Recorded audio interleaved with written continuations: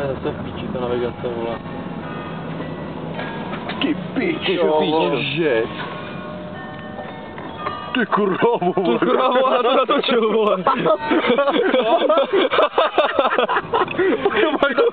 Jo, zrovna jsem to zapnul, vole. Kaskadér. Ty krávo. Ježiš, ty vole. Počkej, to si to rozbil strašně, ale. Ty přijeli, vole. Pokud máš natočený, jo? Jo, tak já točím, vole. Ty krávo.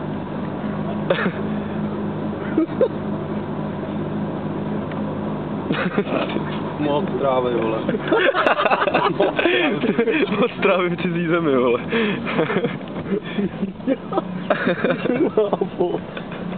To máš za to, vole. Já nevím, kde na hlavní, vole, jestli koně nebo já. Koně nebo já. Já už říkám, chci odbočit prostě na jízdky hostel, vole, já nevím, za 30 € paču, ty vole.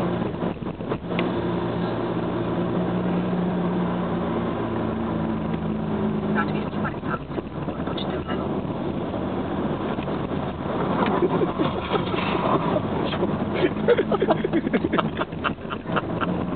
To byl strach. Ty krávo. Já jsem z toho pochodu, ty vole. Ty čo, vole? Ty krávo, vole. Co tam bylo? Trošku skok, ne? Trošičku skok, vole. Ty krávo. Vole, co to tu je za bordel?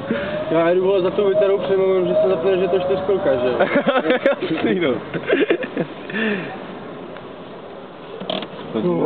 Jakože luxusné hodiny. Jakože luxusná dneška, vole. Pěť. Tady to vypadá fakt jak draze. On je z Francie, hochu, vole. Ty piče, ten se roštípal jak Vole, ten se rozbil blbě, ale.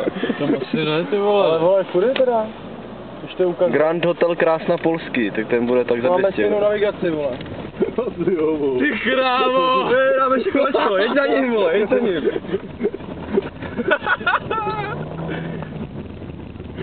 No do píče! No máme stejnou navigaci. Asi jo, no. 100%.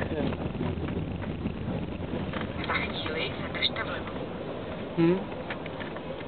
Dobrý, vypni jí, vole, zase. Jdeme hledat, vole. To jo, no.